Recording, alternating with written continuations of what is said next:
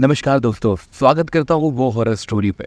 दोस्तों, हर रोज़ हम आपके लिए एक नई स्टोरी लेकर के आते हैं, तो इसलिए अगर अभी अभी आप मेरे चैनल पे आए हैं तो जल्दी से चैनल को सब्सक्राइब कर लीजिएगा ताकि हर रोज़ आपको मिल सके एक नई हॉरर स्टोरी।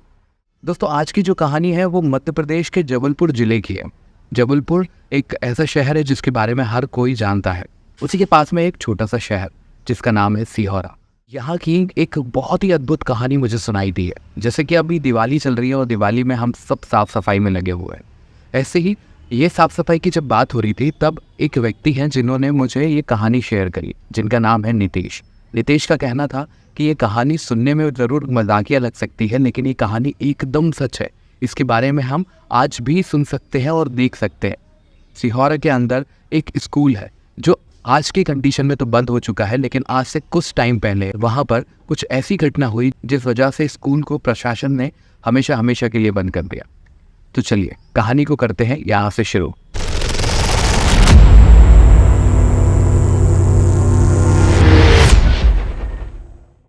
दोस्तों, हुआ कुछ ऐसा कि एक बार उस स्कूल के अंदर किसी ने देखा कि रात के वक्त वहाँ पे जो धूल और मिट्टी का जो ढेर लग जाता है झाड़ू लगाने के बाद, वो एक कोने में रखा हुआ था। ऐसा हर रोज़ होता था, जबकि स्कूल बंद होने के बाद वहाँ कोई भी नहीं जाता था। लेकिन जब सुबह सुबह जाकर के उस स्कूल को खोला जाता था तो वहाँ पर साफ़ सफाई हुई मिलती थी। लोगों का कहना था कि यहाँ पे एक शांताबाई थी जो कि यहाँ साफ़ सफाई का काम करती थी। बहुत पहले की बात है जब शांताबाई अपनी लगन के साथ ही काम करा करती थी साफ़ सफाई का, और कई महीनों तक जब उन्हें सैलरी नहीं मिली तो उन्होंने इस बात को ऊपर तक पहुंचाया। वहीं कुछ अधिकारीगण थे जो कि इस बात को दबाना चाहते थे। ना सिर्फ शांताबाई बल्कि बहुत सारे ऐसे लोग थे जिनकी सैलरी उस समय पे नहीं दी जा रही थी। तो शांताबाई की इस ऊंची आवाज़ की वजह से उनको उस चीज़ से गुजरना पड़ा जिससे कोई भी गुजरना नहीं चाहता। सबसे पहले तो शांताबाई को किसी झूठे आरोप में वहाँ से निकाल दिया गया, और फिर भी वो जब नहीं रुकी तो कुछ लोगों ने मिल करके उनकी हत्या कर दी और उसी स्कूल के अंदर उनकी लाश मिली इनके।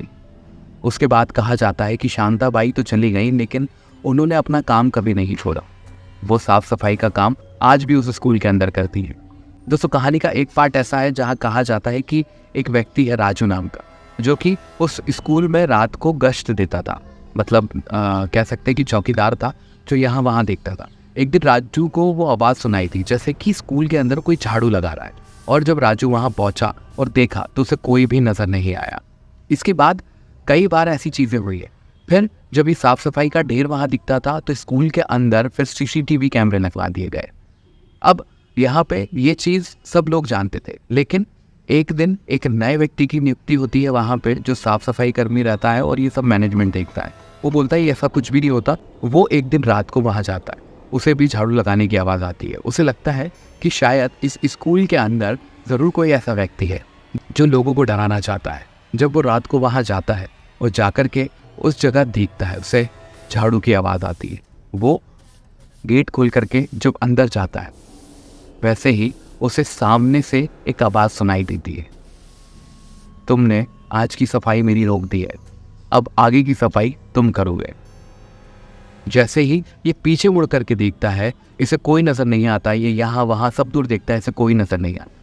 अब ये पूरी तरीके से डर चुका है और जैसे ही दरवाजे की तरफ भागता है वैसे ही दरवाज़ा तुरंत बंद होता है। और उसके बाद जब सुबह स्कूल के गेट खोले जाते हैं तो ये व्यक्ति वहाँ बेहोश पड़ा हुआ मिलता है।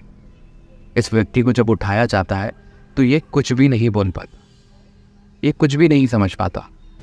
इसे हॉस्पिटल में एडमिट कर दिया जाता है, लेकिन ये अपनी मानसिक स्थिति खो चुका है।